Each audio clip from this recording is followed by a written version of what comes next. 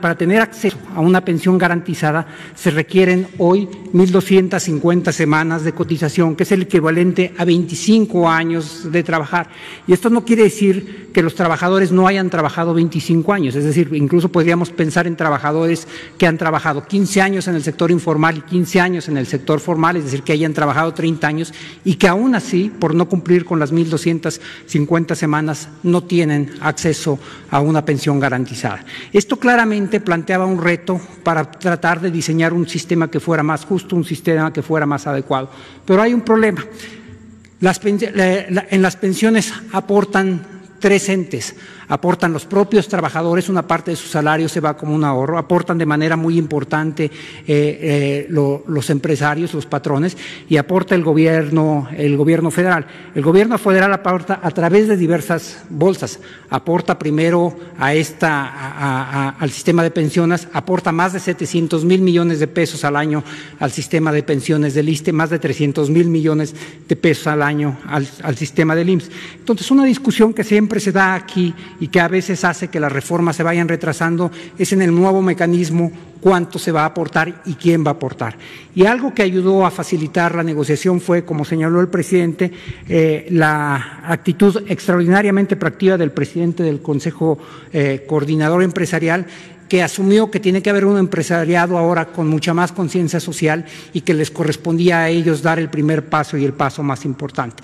No solamente están los tres entes, sino están también los dos presidentes de las juntas de coordinación política, tanto de la Cámara de Senadores como de la Cámara de Diputados, porque esto tendrá que tener un tránsito legislativo.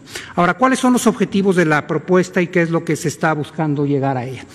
La primera es, como yo señalé, se va a elevar la tasa de reemplazo de los trabajadores en un promedio de 40%. Y los trabajadores que menos recibían, que eran los que tenían hasta 5 salarios mínimos, van a aumentar de un 31% a un 54% su tasa de reemplazo. Es decir, va a aumentar más o menos en un 70% lo que ellos estaban recibiendo. La segunda es, hay un cambio muy importante, que es no nada más va a haber más recursos para las pensiones de los trabajadores, sino que el límite inicial para que puedan recibir una pensión garantizada va a bajar de 25 años a 15 años. Después va a ir subiendo paulatinamente, pero es reconocer que hoy un número importante de los trabajadores, aunque hayan dedicado una vida a trabajar, no alcanzan el mínimo para tener una pensión garantizada. Ahora, la pregunta relevante es, ¿cómo se va a obtener eso? Y la forma en la que se va a obtener es un aumento en la aportación total de 6.5 al 15%, y la cual se va a elevar fundamentalmente por un incremento paulatino de la aportación de los patrones de 5.15% hasta 13.87%. En un periodo de 8 años, los patrones van a incrementar en 2.7 veces lo que ellos aportan para el retiro de los trabajadores. La aportación que hace el Estado mexicano en este rubro no va a cambiar, va a tener un cambio de composición que explicaré en un segundo, pero el compromiso del Estado no está retirando. Pasamos a la siguiente, por favor. Entonces, ¿cómo está el sistema actual y cómo será el sistema nuevo? Como pueden ver, hay tres partes que componen la aportación actual. La parte marrón es lo que ponen los trabajadores y esa en la barra de la derecha verán no va a cambiar, es decir, está cambiando el monto total de recursos para que los trabajadores tengan acceso a una pensión, pero no va a ser a costa de que tengan que ahorrar más los trabajadores y por lo tanto tengan que disminuir su ingreso disponible. El gobierno hoy hace una aportación que va en dos partes. La parte moradita es la parte de lo que se llama la cuota social y tenemos una pequeña contribución ahí del punto 225 directamente a las pensiones. La vamos a recomponer, el monto va a ser idéntico, pero va a ir fundamentalmente a los trabajadores que tienen hasta 4 salarios mínimos. Y hay dos ideas detrás de esto. La primera es que hay que proteger a los trabajadores que ganan menos, pero la segunda es que hasta 5 salarios mínimos está el 80% de los trabajadores en México. Entonces va a ir dirigido a los que menos tienen y a los que conforman la mayoría.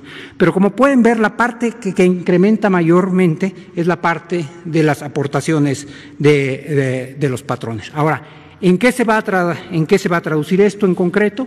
Pasamos a la siguiente, por favor. Lo que van a ver aquí son dos tablas. Pasamos a la siguiente. lo que van a ver son dos tablas. La tabla de arriba lo que tiene es actualmente para cada uno de los niveles de unidades de medidas de actualización, lo que se llamaban antes salarios mínimos, ahora difieren ligeramente, cuánto recibe cada trabajador.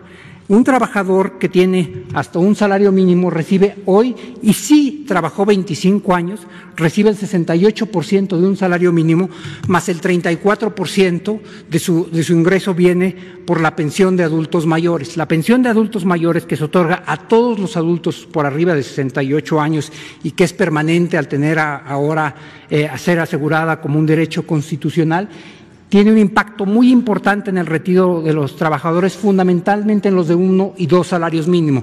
Representa el 34% y el 24% de sus salarios.